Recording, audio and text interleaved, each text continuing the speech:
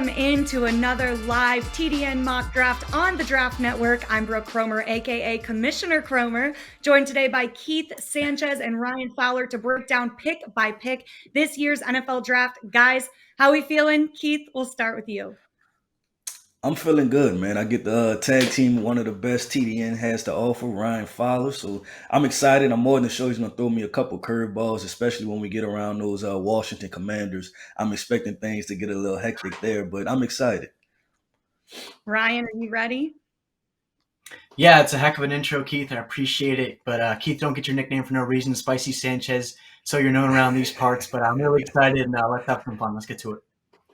Let's Well, get like it. usual, the talk of the league is who will be taken off the board first. People are going back and forth with their guesses. So I'm interested to see who you will go with here. So without further ado, Ryan, the Jacksonville Jaguars are now on the clock. Who are you taking with the number one pick of the 2022 NFL Draft? Yeah, it's usually not great if you're a franchise and you're selecting number one overall back-to-back years. But I'm not going to be too tricky here. My pick is Aiden Hutchinson, edge defender out of Michigan. And they have a lot of talent on that front four. Clavon Chason. They have guys like Josh Allen, who's been a heck of a talent for them. And then on the interior, you got guys like Dwayne Smoot and Roy Robertson Harris, who they added from Chicago in free agency just a couple years ago. And then you look in free agency, what they did kind of right behind that D-line and bringing it over Foyesade Olakun, linebacker from the Atlanta Falcons. So you got a guy like Hutchinson who's not just going to be able to have that day one impact within the hashes and get after the quarterback and wreak some havoc. He's a guy that's going to be a culture changer off the field, which is something that we know Jacksonville needs is some voices in that locker room to rally around. So Aiden Hutchinson's the pick here, number one overall. Well, there you have it. Aiden Hutchinson off the board. So now, Keith, with the number two pick of the draft, who are the Detroit Lions taking? The Detroit Lions are selecting quarterback from Liberty, Malik Willis, and I just think that this makes sense for the Lions. They need a quarterback of the future, right? And I think any other year they may have to move up to get in. You have to give up a lot of draft capital, but you're sitting at number two, and are you going to draft you a defensive end that's truly going to change your franchise? You have a good offensive line, so it doesn't make sense to take another offensive tackle. So if I'm the Detroit Lions, I'm saying, you know what do I have to lose at this point? And I'm drafting quarterback Malik Willis, expecting him to be a playmaker. Everybody compares him to Jalen Hurts and some of the fact that they're pretty good throwers of the football and they can run the football. So I'm getting this guy, going to put him behind Jared Goff, and then hopefully expecting by week 2 or week 3 he can overtake Jared Goff, and I have a new franchise quarterback in Malik Willis. Wow. First quarterback off of the board. Very impressive here. I like it. Number 3 pick. Houston Texans are on the clock. Ryan, where are we going with this one? If I'm Houston here and I'm third overall, I know there's some slander surrounding this guy right now. I don't get it. I'm going with Kyle Hamilton, safety out of Notre Dame, the number one player I know on our TDN board, and the clear, BPA on my personal board. The guy's a freak. The guy's an alien. Completely can do it all. Houston's got a ton of holes. It's just BPA here for me. If I'm Houston, Nick Caserio, new GM there. You got some new guys in town, and get a guy that has an impact that will make every single level of the defense better. Kyle Hamilton, if there's one guy in this class that I'm banking on that will be an all-pro, I'm trusting the film, trusting my eyes, the old eye test. You can keep your numbers, you can keep your analytics, whatever you want to do. But I'm going to take Kyle Hamilton third overall here for the Houston Texans. There's definitely some value still on the board. This is getting crazy, guys. Yeah. The Jets are now on the clock. Remember, they also have pick number 10 coming up. So with the fourth pick, Keith, who are we going with here? Man, okay, so I guess I have the decision to go defensive end edge rusher, or I can go offensive tackle. And like you said, Brooke, I have the number 10 pick also. So it's more so me thinking about who's going to be there at number 10, right? Who do I need to select now because I can come back and address that positional need at number 10. So I'm going to go offensive tackle Evan Neal with this pick right here. And just because I don't think he's going to last at pick number 10 for me, I think this is a positional need, and I think it also helps your quarterback out. I think at the very least, the Jets have to show that they can run the football, protect Zach Wilson, and then be able to open things up for him as an offense because you invested a lot into him. And if you really want to get something out of your franchise quarterback, I think you have to protect him and make it a more beneficial situation for your second-year quarterback. Evan Neal jumping over Akeem Ekwonu. I actually like that pick. That's a pretty good one. Evan Neal has been very impressive as well, so I'm here for that one. Well, now with an entirely new regime in New York, new GM, new head coach, who are the New York Giants going with for pick number 5, Ryan? Give me some more beef up front. I know you just talked about Akem Ekwonu. Give me Big Icky from NC State, opposite of Andrew Thomas. They got Matt Gano right there at right tackle right now. Kick him to the curb. Plug in Akem Ekwonu. You got Thomas. You got him. This is a make or break year for Daniel Jones, and it could be a make or break year for Saquon Barkley as well. You're going to need some guys, some road graders, some maulers. The guy just can put some people in the dirt. And Akem Ekwonu here, getting to know him a little bit at the combine and throughout this evaluation process, is a complete culture changer. And you plug him opposite of Andrew Thomas, and you give Daniel Jones the weapons that he has on the outside. Give him some, an arm side protecting in Ekwonu, and I love this fit here in New York. And so Akem Ekwonu here at number 5 overall for New York. I like this. Toughen up the trenches, protect the quarterback. That's what we need. And another team that needs a lot of help this year. The Carolina Panthers are now on the clock with the number 6 pick. Keith, who are they going to get to help them out? Oh man, this is tough, right? Because in essence of the mock draft, right, we're doing what we think these teams would do, right? And the Carolina Panthers, since the Matt Rule regime, they have done everything that people wouldn't expect them to do, right? And some would say that it makes no sense at all. So I'm having a little bit of trouble making this pick because I'm not sure if I should do the right thing or do the total opposite, what I think the Panthers would do. But I think I'm going to go with quarterback Kenny Pickett from Pittsburgh. And the reason is why I think that Matt Rule is in the same exact position that Nagy was in last year, as far as he needs to draft a quarterback and show that he can groom and develop a quarterback in order for him to keep his job. So I think he's going to pound the table for Kenny Pickett and try to keep his job by showing some promise in quarterback Kenny Pickett. Be interesting to see what that kid can do in the NFL. He's impressive on the college field. We'll see what he can do in the big league. All right, second pick for the New York Giants in this draft. At number 7, the Giants are now on the clock. Ryan? Yeah, we got Wink Martindale now as the DC in New York. He's going to want to get after the passer and do some aggressive things up front. The years that he had in Baltimore, I'd like to get after the passer a little bit. So I think the easy pick would be Kayvon Thibodeau, but I'm going to go Trayvon Walker here. Edge defender, really a do-it-all defender along the front from Georgia. You got Leonard Williams. You got Dexter Lawrence. You drafted Azeez Ojulari last year. You drafted Quincy Roche. There's a lot of expectations out of that New York defense last fall, but you plug in a guy of Trayvon Walker with alignment versatility, can do a lot of different things. Doesn't matter if you line him as a 1-tech, 3-tech, or even line him as a wide 9 rusher, just ask him to pin his ears back and get after the quarterback. I really like this pick here for New York. So it's going to be Trayvon Walker, the first Georgia Bulldog of many off the board here at number 7 overall. Thibodeau falling back. This is crazy, guys. Now, a team that chose to retool instead of rebuild when they didn't draft a quarterback last year. Keith, who do you have the Falcons picking in this draft at number 8? Man, this is tough because obviously we know everything just happened in the past couple of weeks with them losing Matt Ryan.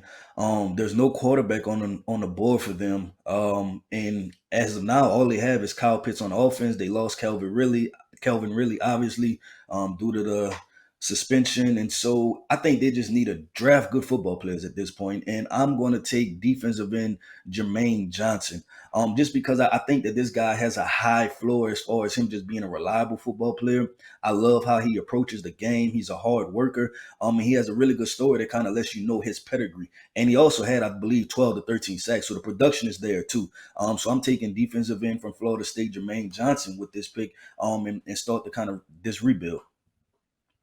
Big pickup for the Falcons there. And the Broncos got their quarterback in a trade for Russell Wilson. The Seattle Seahawks are now on the clock. Where are they going with this pick that they traded for? Ryan? I think this is an easy spot to take quarterback, but with Pickett and Willis both off the board, and Drew Lock isn't the future in Seattle. But the NFC West is loaded with quarterbacks and with pass catchers, and they're going to need some help on the perimeter. They got Sidney Jones and Artie Burns as their starting corners right now, and it's kind of nice having Jamal Adams and re-up to Quandre Diggs this year as your 2 safeties. But I'm going to take CB1 here off the board in my book, and I'm going to take Sauce Gardner. A true do-it-all guy that can work in man, work in zone. He's got outstanding length, that alpha mentality that you want from a CB1 nowadays. You got him covering some of the premier NFC West guys that they have out there, whether it's in Los Angeles or Arizona. So, they're everywhere. And I'm going to give Sauce Gardner here to Seattle at number 9. Sauce to Seattle. I am excited to see that one. We are back to the Jets. Another one, and there's a lot of value still on the board. So now on the clock with the number 10 pick. Keith, who are the Jets taking in this one? Yep. So when I told you at pick 4, right, that I was going to take an offensive tackle because I had a good feeling that an edge rusher was still going to be there. And guess what? An edge rusher is there. So I'm going to take defensive end Kayvon Thibodeau. I know that he's falling due to some, I don't even want to call them character concerns, but just love of the game, I would say. But, man, when you cut on the film, this guy is extremely talented. And if the head coach, Robert Saleh, gets the most out of him, you're talking about a perennial Pro Bowl type guy to really help that defense somewhere where they need to improve. So I'm definitely taking Kayvon Thibodeau here. I'm feeling really good if I'm the Jets. I have an offensive tackle in Evan Neal. I have Kayvon Thibodeau, and I'm excited about this moving forward. The Jets are getting stacked in this draft. I would watch out for them now. We loaded, baby. We loaded. Yeah. We loaded. Well, now, Ryan, your beloved Commanders have a lot of needs. So I'm interested to see where you're going to go with this pick, with the 11th pick in the draft. Who are the Commanders taking? Not too many needs, Brooke. Not too many. We're getting there. We're working our way up. But early on in this process, it was tackle and quarterback. These are the two spots that Washington looked upon to have. They re-signed Charles Leno, and then they traded for Carson Wentz. And then now it's, where do they go? Is it wide receiver? Is it corner? Ron Rivera was at Ohio State's Pro Day last week, talking very extensively to Chris Olave. And the connections with Ron Rivera and Ohio State are very, very deep. Obviously, Washington has two headliners with Chase Young and Terry McLaurin, both former Buckeyes. When Ron was in Carolina, he drafted Curtis Samuel, drafted Ted Ginn, actually signed Philly Brown as the UDFA. So I'm going to take wide receiver Chris Olave here at 11th overall as wide receiver 1 off the board and pair him opposite McLaurin, a guy that can do everything, one of the most fluid route runners in the class. Give Carson Wentz some more options down the field. Hopefully Curtis Samuel will be healthy this year. They have some guys in the backfield, and Daniel Gibson and J.D. McKissick. They'll have a top 10 offensive line. So all the pieces are kind of there. So why not take a guy like Chris Olave? I really, really like Jameson Williams. He's completely electric. If anybody knows me, I've been on the Jameson Williams train for a while now, but I'm going to go with more of a sure thing right now, just without injury. So I'm going to take Chris Olave here, 11 overall. A new weapon for the Commanders. I think that's pretty smart there.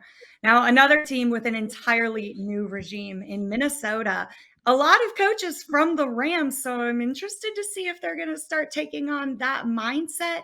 But Keith, who do you have to jumpstart this season with pick number 12 for the Vikings?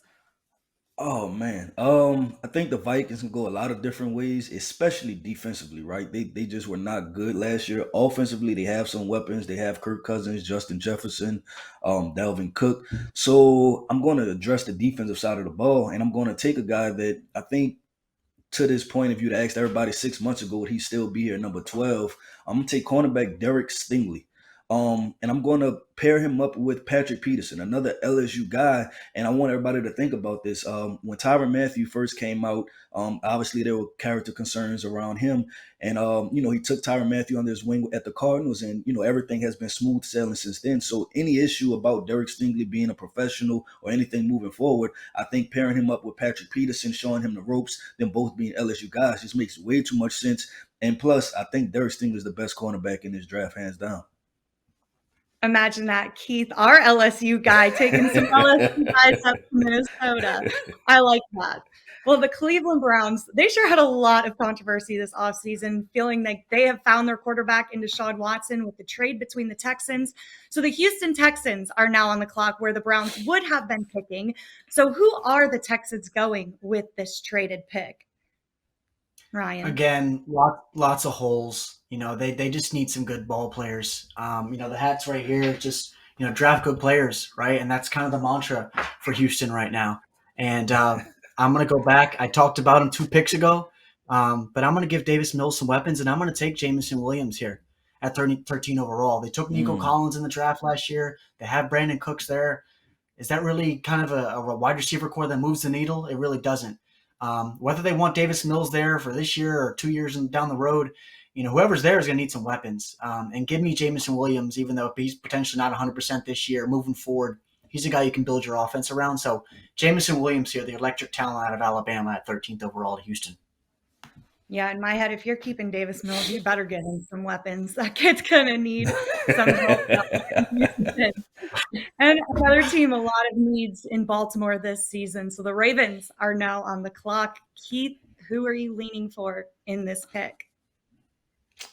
Man, the Ravens obviously are known for having a really good defense, and they held up. They had a lot of injuries last year, especially in the secondary. So I'm going to inject some youth into their secondary, and I'm going to draft cornerback from Clemson, Andrew Booth.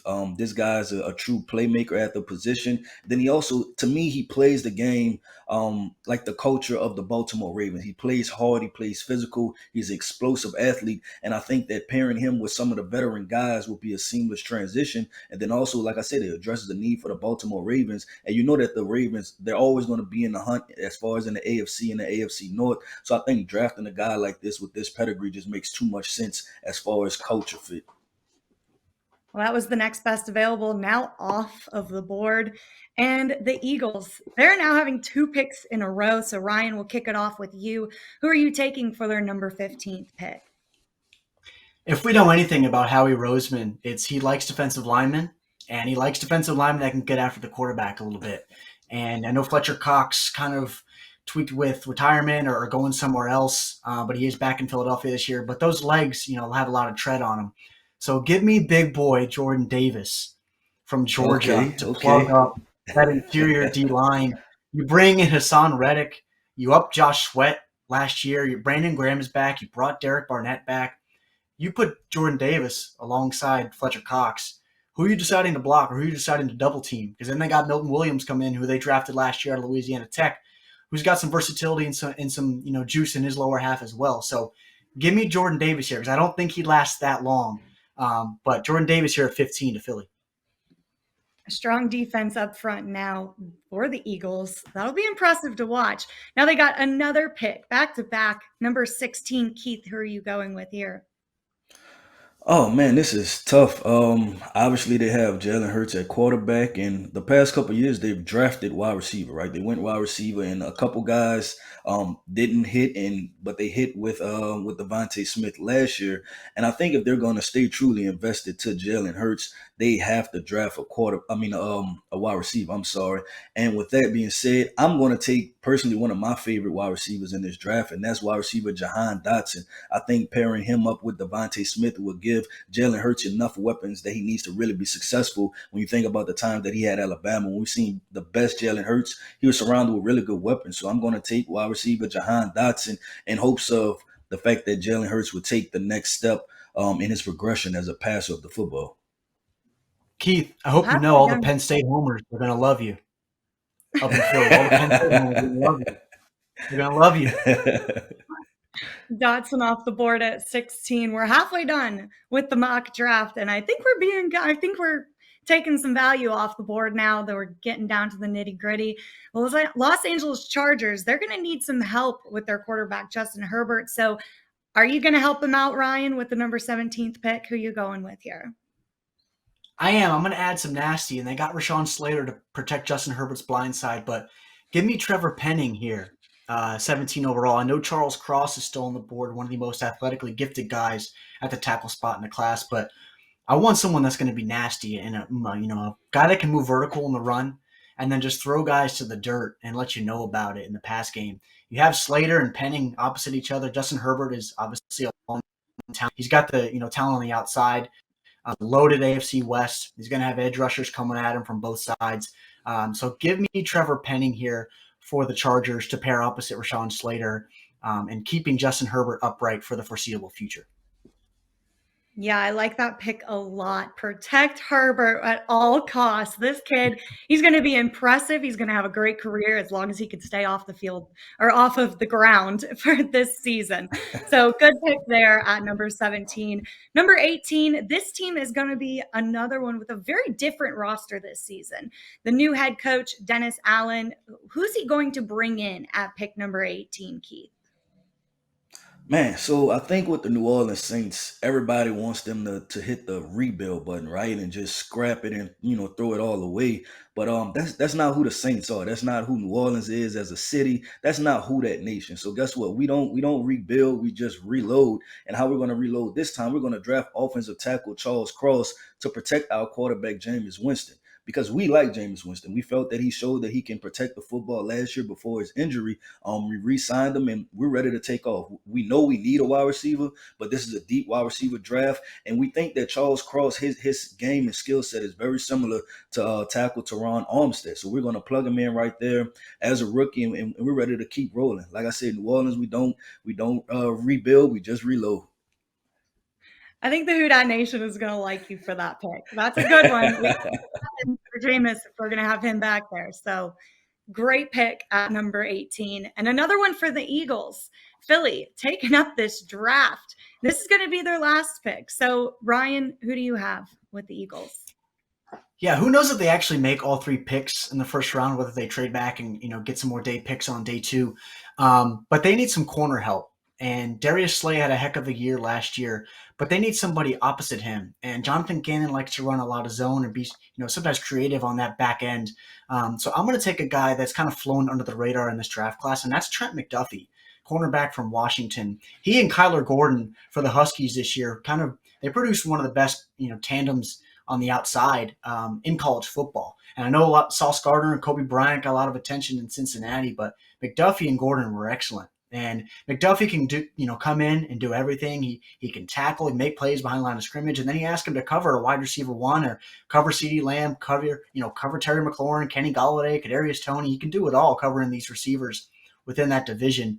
And again, you have Darius Slay opposite him, and then that aforementioned front four guys getting after the passer. So give me a guy like Trent McDuffie who's going to compete his tail off for you in Philly. The Eagles are definitely stacking up in this draft. I like it. And you guys don't even need your minute that we're giving you to take these picks. Y'all are on it with these picks. I love it. Rolling. You're rolling. So with the number 20th pick, the Pittsburgh Steelers are on the clock. Keith, who do the Steelers need this season? They need a quarterback. I'm not sure how trusting they are in Mitchell Trubisky. So I think they would like to get a quarterback, but obviously both quarterbacks are gone, and I think this would be too rich of a position to draft quarterbacks like Desmond Ridder. So the other position that they really need to address is the offensive line, right? They drafted Najee Harris last year. He's a running back that showed a lot of promise as a rookie, and I think if you want to help him out, and then whoever will be your quarterback, you need an offensive lineman. So I'm going to take Boston College interior offensive lineman Zion Johnson. We got a chance to be around this guy at the Senior Bowl. He's a very smart, intelligent kid. He's scheme versatile. He was one of the few offensive linemen that stayed after practice to work on other details of the game as far as snapping and working at the guard position. So I feel really good about this pick, and I think he's a guy that'll be able to head our offensive line for the next 10 to 15 years. He's that type of talent. Yeah, the Steelers are going to need to protect Mitchell Trubisky. Give him some time to get rid of the ball because he's going to need it up there in Pittsburgh. Now, another team that needs some support for their quarterback, Mac Jones. Who are the Patriots going to take at number 21, Ryan? This is fun because that secondary in New England is just old. It's getting old. It's looking like a bingo night at the back end of that secondary in New England. You got Devin McCourty. And you got Malcolm Butler. It's just getting old, and not hating on those guys. They've had great careers. But I'm going to look at giving some success and some pop to Mac Jones on the offensive side of the ball. And Kendrick Bourne, Jacoby Myers, and Nelson Aguilar don't move the needle for me. They're three guys that do a lot of similar things. And just kind of basing that and looking at Bill Belichick's thresholds of what he wants in athletes, I'm going to take Garrett Wilson here, wide receiver from Ohio State, kind of that Robin to Chris Olave's Batman at Ohio State this year. So Garrett Wilson come there and be that wide receiver one for Mac Jones right away. They obviously have a good running game. everyone else in the division is stacking up on wide receivers. You can see what Buffalo, they have Stephon Diggs, Tyreek Hill is now in Miami. Add Garrett Wilson as a wide receiver one in New England for Mac Jones. That's going to be scary. Panini's rated rookie Garrett Wilson off the board, headed to New England. That's going to be a good pickup for Mac Jones. I think he's going to like that one from you. Yeah, things just got personal, Ryan. We were doing all good, but you just took my guy, man. You took my guy. So now For I'm Green Bay. scrambling. All right. Well, the Green Bay Packers, they acquired this pick from the Las Vegas Raiders when they traded Devontae Adams. So are they going to fill in their Devontae Adams loss now with the number 22 pick, Keith? Yeah, so like I said, I'm in scramble mode. I had my eyes placed squarely on Garrett Wilson. I definitely thought Ryan was gonna go with another position with the Patriots. Um, but I think at this position they have to. They have to go wide receiver. So I'm going to take the best available wide receiver here. In my books, I'm going to take Drake London, a guy that showed that he had pretty good down the field speed, but he can really work those short to intermediate routes and also be a red zone option for Aaron Rodgers. I think they have to address that position at this point. All eyes are looking on the general manager and Aaron Rodgers to produce this year. So I think they have to go wide receiver at this position. Yeah, I think Aaron Rodgers would be coming after you if you didn't get him a weapon at number 22. He'd just be like, you know what? I'm actually going to retire. I think I'm good. He needs some weapons up there so he can not cry. All right, Arizona. They kind of feel like a first round wild card. Not sure what position they're going to go for here at number 23. So Ryan, give us your pick at number 23. Yeah, this is a tricky spot with Arizona.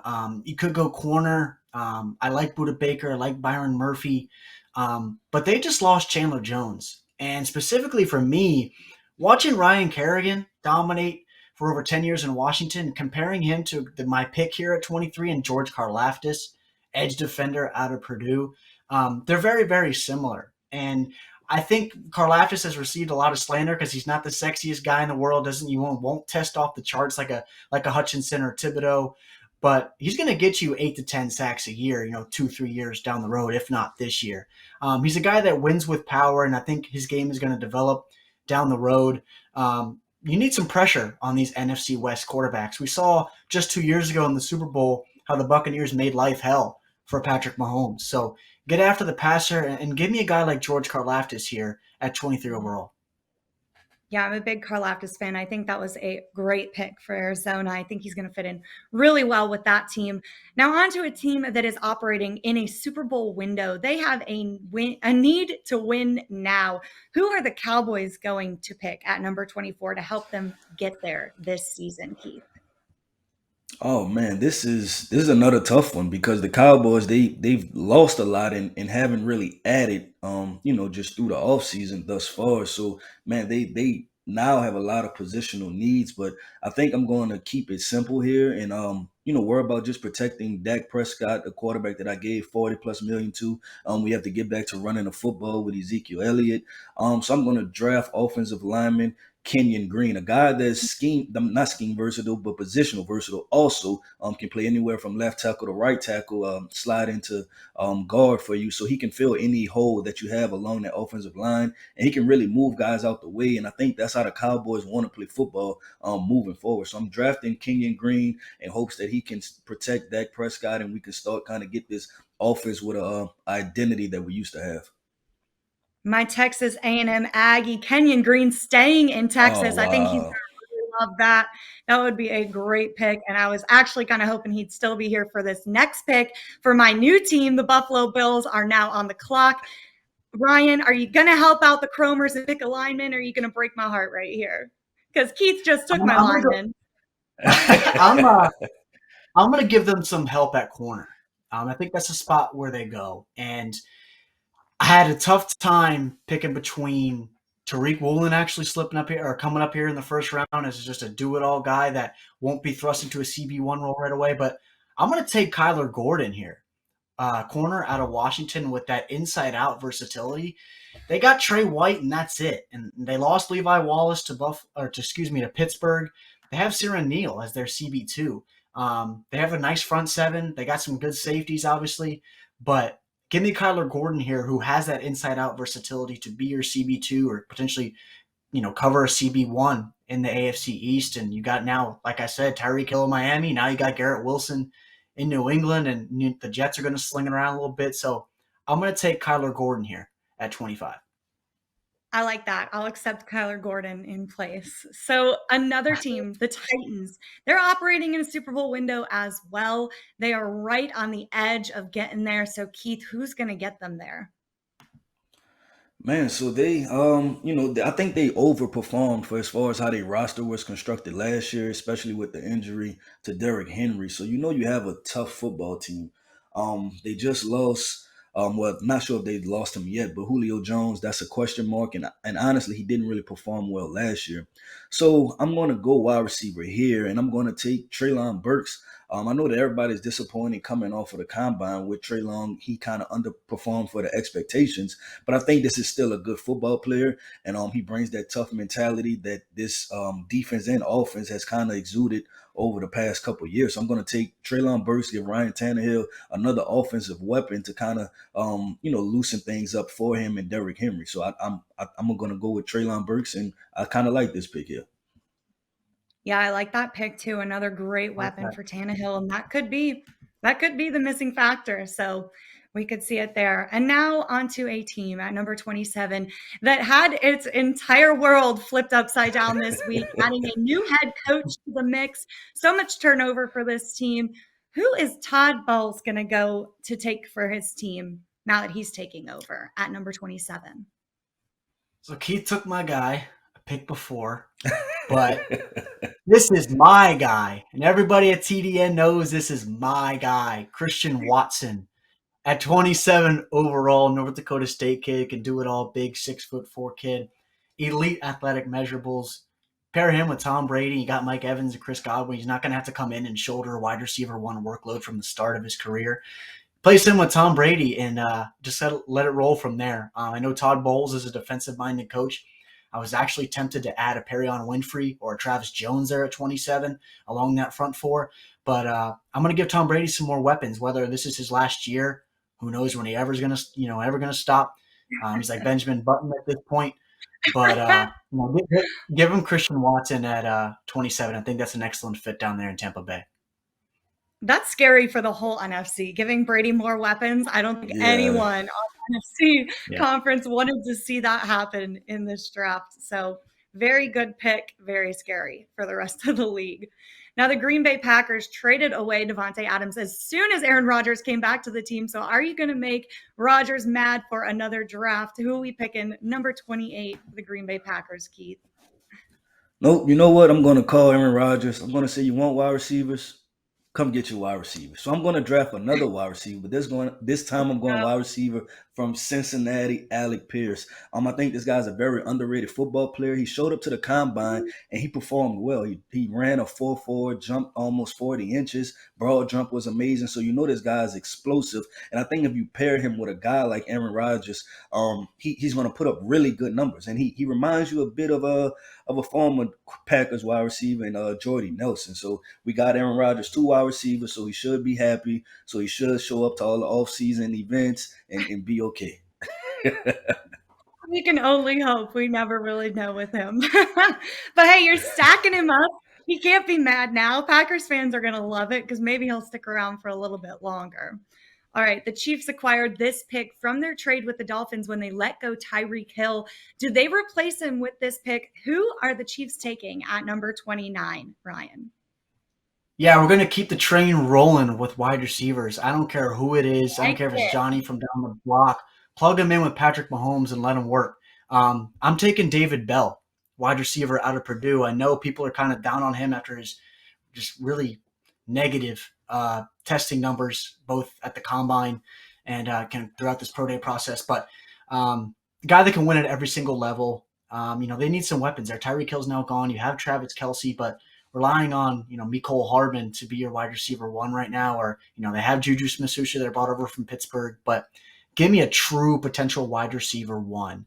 And that's David Bell. He's not sexy. He's not from the SEC, ACC, but he was excellent in Purdue working with mediocre quarterbacks. And teams were constantly focused on him. He was bracketed at times, most of the time. at Purdue. Very, very smooth route runner, nice hands. So give me David Bell here at 29 overall. A lot of star quarterbacks getting some weapons. This is going to get scary this season. Now, the Chiefs on the board again with number 30th pick, 2 consecutive picks in a row. Keith, who are they going with here at number 30?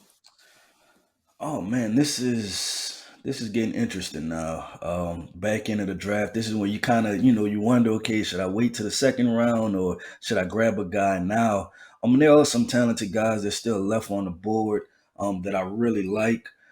So with this pick, I think the Chiefs need to address defense, like we said, them being in the AFC West. Everybody can throw the football, so you know what they're going to need some guys to cover. So I'm going to draft cornerback from Florida, Kyer Elam, a guy who has the pedigree, right? Both his father and his uncle played in the NFL, so he understands how to be a professional. So I think I can throw him on the football field early, but he also played some high-level football at Florida. So I'm going to draft Kyer Elam, expecting that I could play him year one from game one, and then we'll try to stop some of these explosive offenses. Yeah, I think that's a good pick for the Chiefs. A Florida boy headed to Kansas City. And now the Bengals are on the clock, and we saw what they needed in the Super Bowl, definitely lacking an offensive line. Do they help that position with number 31st pick, or are they going elsewhere? Ryan, what do you say? Yeah, that was the main question heading into this offseason. But they got Ted Karras and they signed La'el Collins. Alex Kappa is Mhm. now a Bengal. They got tons of guys in the front five now. So I don't think they're going to address the offensive side of the ball. Devontae Wyatt is still here on the board, our 18th overall ranked guy. I don't think they need help in the interior. David Ajabo is also a guy. I know he won't play this year. And unfortunate Achilles tear at his pro day. Um, but I'm going to take Daxton Hill, safety out of Michigan. I think they're fine at corner. They got Eli Apple and they got Mike Hilton in the slot, Chidobe Awuzie. And then you look back and they got Jesse Bates at safety and Von Bell, but Bell's in a gear. And you had a guy like Daxton Hill can do a lot of different things at each level of the defense, similarly to what Kyle Hamilton can do. Obviously not the same type of athlete, but you kind of catch my drift here of what he can actually do. And I kind of look back to what Jabril Peppers did at Michigan when he came out. And a guy just could do a lot of different things, covering, tackling guys, whether you want him to slide out on a wide receiver or wrangle down a ball carrier behind the line of scrimmage. He's a supreme athlete. I think the NFL right now is unsure where he's going to align from day one, whether it's at corner or at safety.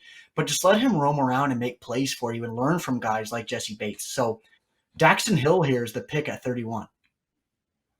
Yeah, the Bengals fixing their offensive problems with some veteran guys. I really like that. Now getting some young guys on the defense. They could be scary once again this season. I kind of hope it for Cincinnati. They've been waiting a long time for this. So exciting things going on up in Ohio. Now, with the last pick of the first round of our NFL mock draft, the Detroit Lions are on the clock once again. Keith, who will you be taking with this last pick? Yeah, I see some talented players. Like we still have Lindenbaum up there. We have Boye Mafe, Perion Winfrey. But you also, doing these drafts, you have to understand that, what's team needs, right? Like what does a team need?